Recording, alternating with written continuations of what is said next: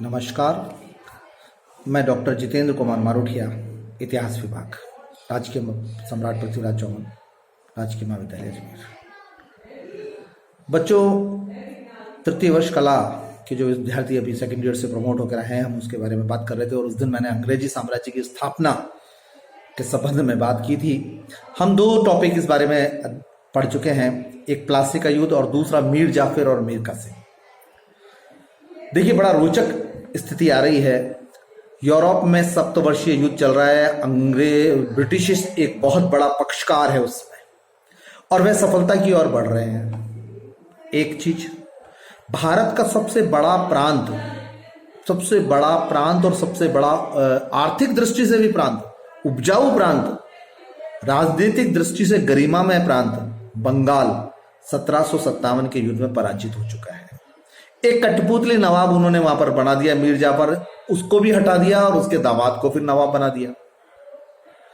यहां स्थिति थोड़ी सी ट्विस्ट होती है और क्या पॉलिटिकल घटना रहती है जो इस बारे में बात करेंगे। मैं पॉइंट टू पॉइंट आपके बारे में बाद में बात करूंगा, लेकिन इस बारे में कि पहला जो अगर आपका जो एग्जाम से रिलेटेड आता है वो आता है कि लॉर्ड क्लाइव अंग्रेजी राज साम्राज्य के संस्थापक थे, उन्होंने प्लासी के युद्ध में की थी, फिर मीर जाफर बना। और अब एक सवाल आता है 1760 से लेकर 64 के बीच में कि मीर कासिम जो मीर जाफर के दामाद थे, उनके सुधार। 1764 एक ऐसा युद्ध है जिसे बक्सर का युद्ध कहा जाता है, अक्टूबर 1764 में, और उसने बहुत स्थिति को परिवर्तन कर दिया। भारत में अंग्रेजी साम्राज्य की नींव स्थायी कर दी। व्यापारिक शक्ति से वे राजनीतिक शक्ति बन गए। सवाल यह है कि 1760 से लेकर 65 तक के इतिहास को अगर हम अध्ययन करें तो फिर एक बात सामने आती है कि असली बंगाल के राजा कौन? मीर जाफर चला गया, मीर कासिम है, या अंग्रेज है, या फिर और कोई? बड़ी स्थिति इतिहास के सामने रहती है। यहां एक बात बहुत चुनौतीपूर्ण है कि हमको एक बार फिर देखने को मिला कि सम्मिलित सेनाओं ने एक प्रण लिया, और वह प्रण क्या लिया कि हम अवध के नवाब शुजाउद्दौला, दिल्ली सम्राट शाह आलम और मीर कासिम, तीनों के बीच में एक बातचीत हुई, एक कॉम्पैक्ट, एक कहना चाहिए एक समूह हुआ या एक गठबंधन हुआ, और अंग्रेजों को मार भगाने का उन्होंने संकल्प लिया। ये एक स्थिति सामने आती है। कारण क्या रहे हैं उस बारे में हम थोड़े से बात करते हैं। देखिए, सबसे बड़ा और सबसे वैसा कारण यह था अंग्रेजों की स्वयं की साम्राज्यवादी भावनाएं थी।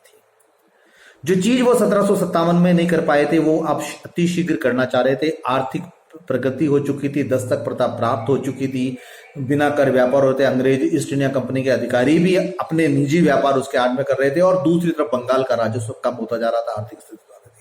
ऐसे में मीर कासिम के सुधार सबसे बड़े सामने आते हैं। जैसे मुर्शिदाबाद से वे मुंगेर ले गए राजधानी, उन्होंने राजस्व की मात्रा निश्चित कर दी, दस्तक प्रथा पर बहुत सीमा तक रोक कर दी, और यहां तक कि ईस्ट इंडिया कंपनी के जो माल, जो सामान, जो व्यापार होता था दस्तक प्रथा के आड़ में, निजी व्यापार ईस्ट इंडिया कंपनी का तो होता था, लेकिन उनके अधिकारियों का जो होता था उस पर भी उन्होंने चेक लगाया और उसको काफी हद तक कर दी। 1762 ईस्वी में मुंगेर में अंग्रेज प्रतिनिधि थे वॉन्स्टॉट, उन्होंने उनसे संधि कर ली। अंग्रेज प्रतिनिधि ने मीर जाफर से। इसमें अंग्रेजों से ली जाने वाली चुंगी की राशि 9% रखी गई। कलकत्ता की काउंसिल ने इस संधि को अस्वीकार कर दिया। मुक्त व्यापार अपना जन्म सिद्ध अधिकार समझते थे अंग्रेज लोग, इसलिए उन्होंने इनको बिल्कुल मना कर दिया था। लेकिन मीर कासिम ने इसको जबरदस्ती लागू करवाया, और ये एक बहुत बड़ा उसका उपलब्धि थी, लेकिन भविष्य में होने वाले युद्ध का एक बहुत बड़ा कारण भी था। अंग्रेजों ने मीर कासिम के अपने कदम को अपमानजनक माना, और जुलाई 1763 को मुर्शिदाबाद जिले के गिरिया और 4-5 सितंबर को राजकमल के निकट अंग्रेजों को मीर कासिम पर अटैक कर दिया। 2-3 चौकियां हैं जिसमें उद्दीनला, गिरिया, ये सब जो छोटे छोटे फोर्ट थे, जो जिनमें व्यापारिक कंपनियां भी थी और राजनीतिक फोर्ट भी माने जाते थे, वहां पर अंग्रेजों का अधिकार हो गया। मीर कासिम पटना की ओर भागा, और फिर यहीं पर तीनों का पैक्ट होता है और वह बक्सर का युद्ध सामने आता है। मीर कासिम की भी साम्राज्यवादी भावना थी। वह सोचता था कि जब उसने इतने इकोनॉमिक सुधार कर लिए हैं तो वह भी किसी न किसी तरीके से अंग्रेजों को बाहर निकाले। अंग्रेज भी साम्राज्यवादी स्थिति में आ चुके थे। एक बात, जो चीज वो प्लासी के युद्ध में नहीं करना चाहते थे या कारण ढूंढना चाहते थे कि वो तीनों उत्तरी भारत की शक्तियां हैं उनके साथ में किस प्रकार कब कब और कितने अंतराल में युद्ध करे, वो स्थिति सामने आ गई। तीनों ने पटना पर ये एक दूसरे को गठबंधन रख के संकल्प लिया कि हम इसको पराजित कर देंगे अंग्रेजों को। जनरल हेक्टर मुनरो अंग्रेजी सेना का नेतृत्व कर रहे थे। मीर कासिम ने एक बहुत अच्छा दिया, उसने अपने सारे पसंद के अधिकारियों का नौकरशाही का पुनर्गठन भी किया और सेना के कौशल और क्षमता बढ़ाने के लिए उसने बहुत सुधार किए। और यहां पर एक बात सामने आती है कि वह फ्रांसीसी तरीके से भी युद्ध करना चाह रहा था। एक बात और सामने आती है कि देखिए कितनी रोचक स्थिति है कि इसी समय में 1761 में पानीपत का तृतीय युद्ध होता है। अहमद शाह अब्दाली अफगाने के हाथ सेना हारती है। अंग्रेज इस बात से बहुत प्रसन्न है कि वैश्य मराठा शक्ति जिसका भविष्य में वे कभी ना कभी कहीं ना कहीं उनको युद्ध करना पड़ता, उन पेशवाओं से उनको युद्ध करना पड़ता था, उन पेशवाओं के साथ में वे पहले ही वे पेशवा पराजित हो चुके हैं।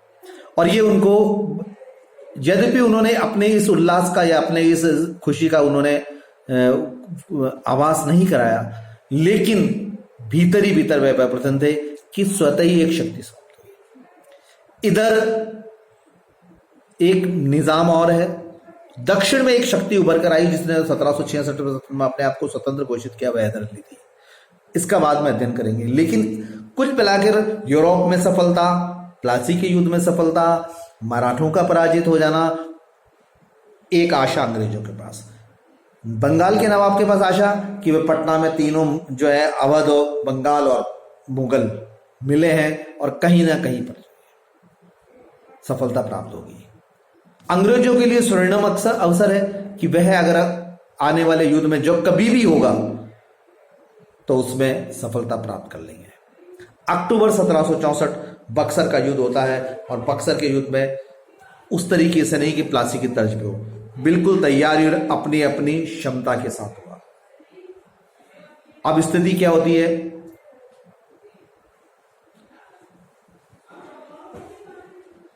बंगाल के सैनिकों की फ्रांसीसी तरीकों से जो युद्ध पद्धति थी वो बड़ी काम आई।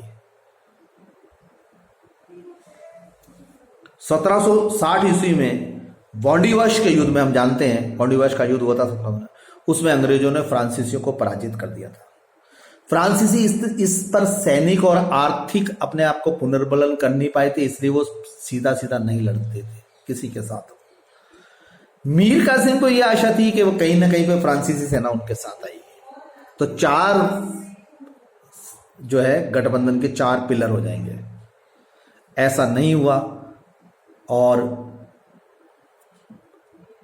अवध के नवाब सबसे पहले युद्ध छोड़कर भागे। तदुपरांत शाह आलम ने संधि कर ली, मीर कासिम पकड़े गए और उनको उस पद से मुक्त कर दिया गया।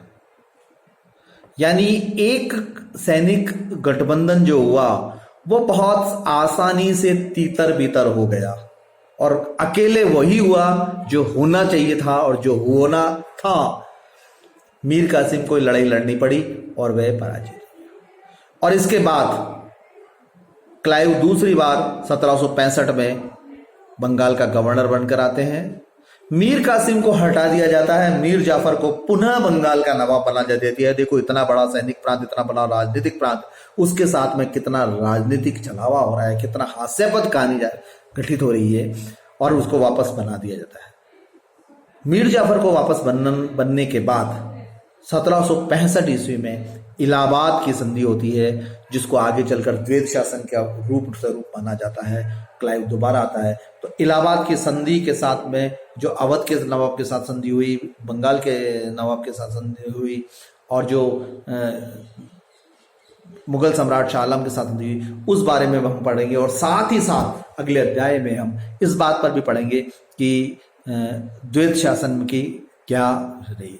इलाहाबाद की संधि 1765 ईस्वी में ही, दो संधियां हुई, एक मुगल शासक के साथ में और शाह आलम द्वितीय के साथ में, और दूसरी अवध के नवाब के साथ में। ठीक है। अब अवध के साथ में जो संधि हुई उसमें सीधे सीधे 50 लाख रुपए, क्योंकि अंग्रेजों को इस समय बहुत अधिक नकदी की जरूरत थी, इसलिए इलाहाबाद तथा कौरा शाह कंपनी को 50 लाख रुपए नवाब देंगे। इसके अलावा क्षतिपूर्ति के रूप में बनारस का जमींदार जो है कई भूमि के क्षेत्र बनारस के आसपास में वो देंगे, और 5-6 अवध के नवाब के जो जमींदार थे, बलबंत सिंह बनारस का जमींदार था, वो सब अंग्रेजों को सैनिक खर्चा देने के लिए, सैनिक प्रश्न देने के लिए खर्चा करेंगे। कंपनी उनकी सीमाओं को रक्षा करने हेतु सैनिक मदद देने पर भी रही। अब कंपनी ने कहा हम आप पर कोई आक्रमण नहीं करेगा। इसका मतलब क्या हुआ, विदेश नीति को भी कर लिया है, आर्थिक आपने राजस्व पैसा प्राप्त कर लिया है, गृह नीति में आप घुस गए और विदेश नीति को इस बहाने कि भाई आप पे कोई आक्रमण नहीं करेगा, हम तैयार बैठे हैं, आपने कंट्रोल कर लिया, नियंत्रित कर लिया। शाह आलम के साथ में संधि क्या हुई, शाह आलम द्वितीय के और अंग्रेजों के बीच हुई। शाह आलम द्वितीय कंपनी के संरक्षण में आ गया, पूर्णतः मुगल सम्राट जो है कंपनी के संरक्षण में आ गया। इलाहाबाद कारा नवाब द्वारा दिए गए मुगल शासक को सौंप दिए गए। यहाँ एक बात हुई, जो वहां पर प्रांत उनको मिला था वो मुगलों को उनको दे दिया, क्योंकि वो अनप्रोडक्टिव थे और उनको वापस रिफॉर्म करना था। और बादशाह द्वारा ईस्ट इंडियन कंपनी को बंगाल, बिहार तथा उड़ीसा की दीवानी प्रदान कर दी गई। इसके लिए कंपनी द्वारा बादशाह को वार्षिक 26 लाख रुपए का भुगतान। आप देखिए, दीवानी का अधिकार दे रहे हैं वो ब्रिटिश शासक और 26 लाख रुपए मिल रहे हैं बदले में। हम अध्ययन करें कितना पैसा आम जनता से लेते होंगे। इलाहाबाद की संधि एक टर्निंग पॉइंट है। आर्थिक शोषण का चरमोत्कर्ष आ गया है इस समय में, और ये स्थिति देखने को मिलती है। मुगल शासक जो है वो अंग्रेजों के दीवानी अधिकार और मुगलों के राजस्व अधिकार, वित्तीय प्रशासन, सब पर नियंत्रण हो गया और एक प्रकार से द्वैत शासन हो गया। तो हम इस द्वैत प्रशासन का अध्ययन अगले अध्याय में करेंगे। धन्यवाद।